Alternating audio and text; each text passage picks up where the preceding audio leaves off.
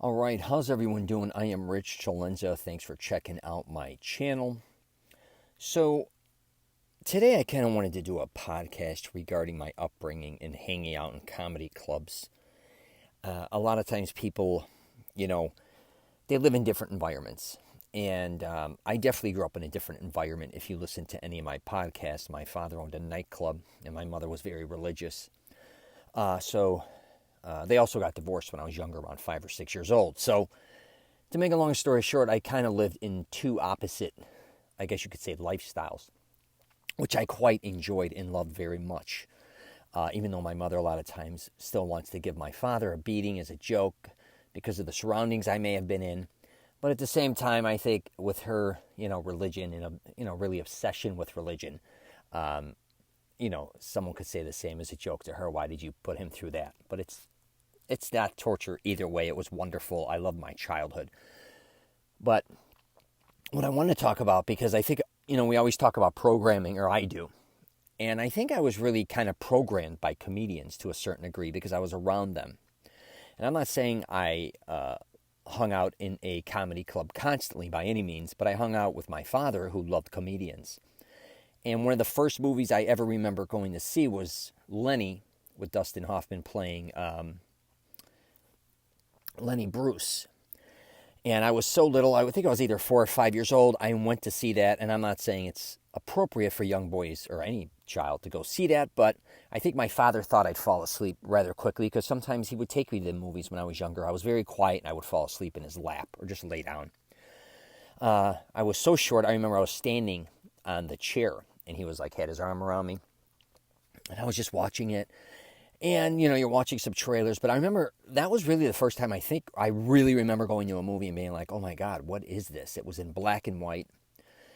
I kind of was confused. Is this real? Is it not? Was it a documentary? And I'm not even thinking it's a documentary back then, but I'm just thinking in general, what is going on here? Because I might have been to a movie before. I couldn't remember. Maybe Peter Pan or something with my mother. I can't remember. Some type of Disney film, but this was like real people on film. And now that I look at my life now, a lot of times I think, I watched that movie, I should say. And then not long ago, like 6 years ago, I was just at my buddy's in Chicago. I spent the summer just hanging out at my buddy's law firm downtown in the city. I just wanted to take a few months and get away. And I was staying at my other buddy's place. And all of a sudden, the movie popped up out of nowhere. It was on like Showtime, somewhere. Wow. Like it just popped up. And I immediately saw it. And it was like, I knew it. Even though I've only seen it once. And the last time I saw it was like 4 or 5 years old. And I'm watching it and I'm remembering the scenes. And I really was kind of shocked. And a lot of the way Lenny kind of thinks and talks, I was like, wow, I kind of act this way to a certain degree. Now, I'm not comparing myself to Lenny Bruce as far as talent goes. Incredible talent. But starting off with that, and then my father loving Richard Pryor, loving Red Fox, eventually loving Eddie Murphy. Delirious was the first thing I had recorded. I sold all these calendars in my high school freshman year, and I got a VHS. Or I'm sorry, yeah. So I won a color TV. And if I got a color TV, I think my stepfather or father, I can't remember. I think them both, but said, I'll get you a VHS if you get the TV. And I don't think they thought I'd do it because I had to sell 50 for $20 a pop, which is $1,000, which back then was a lot. So I got my VHS, and my buddy in Cicero used to get record things. We didn't have HBO or any of that stuff. We didn't in our household, even though I think it was available in the mid-'80s. He said, what did I want to tape? I wanted Delirious, Eddie Murphy, and I wanted Bad Boys. And that's what he taped for me. So I must have watched Delirious a couple hundred times. And when, growing up again, I'm going to go back to after the Lenny Bruce story. When I was a young boy, I wasn't even in my teens yet. My father loved comedy so much that me and him started to go to comedy clubs in Chicago. The main one we would go to was Who's on First, more than anything. I think that was in Schaumburg. I might have been 10, 11 years old starting to go there. And they would let him come in. And one of the reasons was because he owned a nightclub and because he would book talent out of there. And we usually, for the most part, would go on a Sunday. It was kind of a dead night. And we'd go earlier to the earlier sets. Sometimes they're a little raunchier at night. Sometimes they're not. It just depends on who goes on. And I was able to see many comedians, which was amazing. And I've talked about this before, being around those comedians, meeting them. Even when my father would book them, they'd come and do sets in between his bands. So my father had a great idea. He would have 3 bands a night, and in between them breaking down, he would throw a comedian out there, 1 or 2 at least, to keep the crowd there, keep things going. It was great. So, so what I realized a lot about loving comedy, I guess, or the way I talk and act, I think I can relate to them. Now, that does not mean by any means that I'm a comedian. My buddy who was doing events in LA for a while when I was living in California used to tell me to come down there. I may have talked about this once or twice in a podcast, even a video, and he'd beg me to come. He was at the Comedy Store, and he would do an event called Trippin' on Tuesdays. It was mainly a lot of blacks, to be honest with you, doing comedy, and everybody was there. Everybody was there from Kevin Hart on down. But I'd get there earlier, help him organize a little bit, check some things out on Tuesday, and then he would throw me up on the stage. And he'd say, Rich, just be Don Rickles, Just rip on people, and you don't give a shit what you say. And I would get up there. He even took photos of me, and I don't know. The problem I had with, I would have loved to be a comedian, actually, is I don't have the memorization skills. I'd say on YouTube, what's kind of interesting is I get compared to Bill Burr the most. Again, Bill Burr's incredibly talented. I am nowhere near his level as far as talent. He's an incredible comedian. I think he's a great actor. I think he's a great drummer. That dude flies the helicopter. And a lot of my friends followed Bill Burr for many years that said, Rich, man, you sound like this asshole. You just let it fucking fly. You don't give a fuck. And I did, in the last probably year, really enjoy listening to Bill Burr, or Joe Rogan or some of those comedians. But it's when you live a certain life and you look back at it and you realize the impact that people have on your life. And comedians was definitely there for me in my top few. I love actors, don't get me wrong. And I love making films. But I realized, too, I love making, like, mockumentaries, like documentary-style films. And, besides Lenny, seeing that film first, and then I remember the next film I saw, which was not the next film, I saw hundreds of films, but I saw Raging Bull. And I said, this is the most incredible film I've ever seen. It's still my favorite movie of all times, and that's in black and white as well. When I did my second film, it wasn't black and white, but I did everything at night. I wanted to do it in black and white, but everybody was against it because of distribution. I wouldn't mind even going back and just making it look black and white, to be honest with you. But it's so interesting that I think, seeing certain things in my life had such a major impact. And maybe you had, things in your life when you look back at them that had major impacts. And a lot of times I was kind of embarrassed of the way I talked or act to a certain degree. And I even sometimes get hit up on, I get hit and people saying, hey, your vocabulary, can you expand on it? It doesn't sound too sharp, or you should read more, even though I read a ton. All these different types of things, but, I'm very comfortable in my own skin, and I have no problem with the way I talk. I do sometimes think, definitely, that words hurt when I say them. I don't have fear a lot of times in what I say or do. And I love the truth, and I think that's where comedy comes in. What's, obviously funny about comedy a lot of times is how truthful it is, and how a lot of times we don't want to face the truth. And me doing these podcasts are kind of an extension of me just speaking the truth as far as how I know it and how I perceive it. Does not mean that I know anything, for that matter. I only know what I know. I talk about that a lot in my podcast. People are always talking about they think they know everything, but I could assure you they don't. And I actually just put up a video on fitness called There Are No Rules When It Comes to Fitness.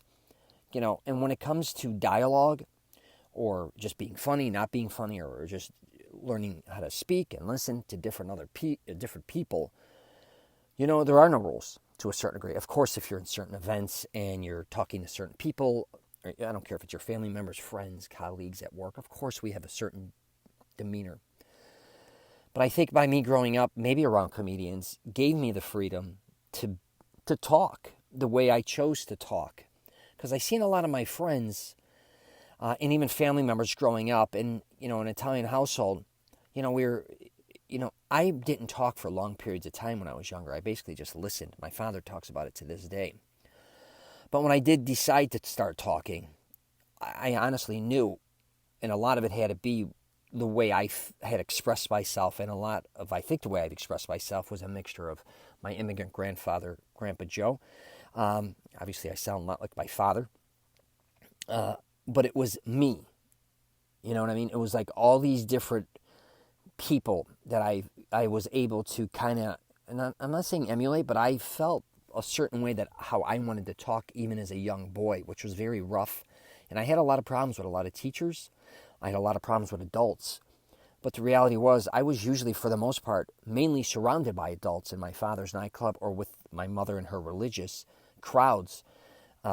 If I was at school or playing a sport, I was always around adults. I was an only child. So I took on, I think at a young age, being an adult, or at least talking like one. So that's very quite interesting now that I'm even saying this out loud. But I want people to know, man, if you want to express yourself, if you want to be a comedian, for one, go do open mic. My mom should do that. Like I said, I have no problem getting on stage or talking to anybody about anything. I just don't have the memorization skills, even though I wrote a ton of comedy skits. And I've even wrote screenplays, comedies, feature films, and pilots. So, but one is, like I said, if you think you're funny, go do that. But just please be truthful to yourself. If you're constantly regulating the way you're kind of talking or expressing yourself, or even the way you're feeling, man, it's sad. Go be yourself. I'm telling you. And I think a lot of people just basically suppress how they feel and talk a certain way that they think they should talk it. It's almost, I'm not saying they're fake, but a lot of people you could tell they're just fake a lot of times when they're talking, especially to different types of people. It's so obvious. So anyways, I just thought I would do a quick podcast on this because, like I said, I just love growing up around comedians, and that comes up a lot actually in my life. And seeing, even, I will say this to wrap this up, I'm pretty sure it was Bernie Mac. I remember seeing him when I was very young, like 11 or 12, and my father doesn't really remember if it was him or not, because we talk about all the comedians we see or saw. But I remember my father laughing at Bernie Mac so hard, his knee hit the table and it went over. And I was like, my God, I've never seen my father happier than this. When we'd go see comedians, he would laugh so hard, and I would too, even though half the time it was way over my head, a lot of it. But by the way they act and all that stuff. And then as time went on, I've seen hundreds of comedians. Even as a young boy, I saw like even the famous one with, Sam Kinison. What happened was I started to see a ton of bands when I was younger. I kind of started to have an identity with my cousins, aunts, uncles, family members, even my step-uncles and aunts and all them. But one of my young step-uncles, who's only a couple years older than me, went and took me to see Sam Kinison on that famous tour when he blew up, and he would get on the phone and he would scream at, like, a guy would come up and he'd say, hey, did you ever get dumped by somebody? And they said yes. And then he'd call that girl up and scream, you fucking whore. He would call her every name in the book. It was hilarious. And I got to see that live. I must have only been like 12 or 13 years old. Even Dice Clay. I seen a lot of comedians in their infancy, actually, like before they broke out. And Dice Clay, my God, was he unbelievably talented. Very quiet in the club when I saw him, like in the corners. I don't even think he was drinking. He might have been drinking water. And he saw me as a young man. He, just waved, and he was just but he was so talented. I'm not just saying that. He would do different things. Then he did the Rodney show, and he really broke out. But I saw him in Florida right around that time. And then the next time I saw him a few years later, literally he sold out the arena in Orlando. But it was amazing a lot of times to see a lot of comedians I would see, and then all of a sudden make it into television or become very well known. I did, not long ago, a few years ago, I ran into a comedian. I was in Chicago. I got invited, and I went there, and there was a blizzard that day, and there was nobody there but me, my buddy, and like this small little group of firemen that showed. And one of the comedians came out, and it was kind of funny because he started his shtick, and he's older, and he's way out from the suburbs. He might have been from Rockford or somewhere, I don't know, somewhere way out there. And I knew his shtick. And what was interesting, in Last Comic Standing, I saw him try to perform about 10 years before that, go on there, and they didn't pick him. They said he was too blue, but he was very polished. So I'm sitting right in front of him, and then he starts his shtick, and I wasn't laughing, even though he's funny. I like him, but a lot of times I just don't laugh. I'm just like researching, and I don't know, in my head I'm looking at him, thinking, and it was him. I knew him. My father booked him, and it was kind of funny. He started ripping on me, and he forgot who he's ripping on, and he's like, hey, it doesn't get any better than this, and I'm like, I just said, yeah, I know, I've already seen this routine. Then he said something back to me. I said, listen, you've been doing this same shtick for 35 years or whatever, and he goes, who the hell are you? And I told him, hey, my father used to book you for King's Row. You used to do stand-up for us. And he goes, oh, yeah. And I said, I was known as Tiger. He goes, oh, yeah, you were an asshole then, and you're still an asshole now. And the place was laughing. So me and him were ripping on each other, and then I talked to him after the show. And, I just thought I would throw that in there. It was a very interesting story. Now he's a much older man. God, I wish I knew his name. But, yeah, he's still doing that shit. And he said, I'm still broke, and I'm still making no money. So he says, they're still paying me the same money your old man paid me, 35 years ago. It was kind of funny. So, all right, I'm going to wrap it up there, guys. I am going to, if you get a chance, check out my YouTube. It's definitely starting to grow, man. Well, I finally got over 1,000 subscribers, but my volume is really increasing. So, but it mainly gears around a lot of, I guess you could say, fitness. I also do videos on really how to help dudes live an incredible life affordably. If you want, check that out. I do different things, too, with men's fashion. Try to give advice regarding many things. One of the last ones I did is every man should own a leather coat or a leather jacket. And I also show guys how to, it's mainly men-driven, how to do many different things as far as shopping, how to save money, how to be savvy, not get taken advantage of, wardrobe, hygiene, and fashion advice. So, all right, take care, and I wish you nothing but the best.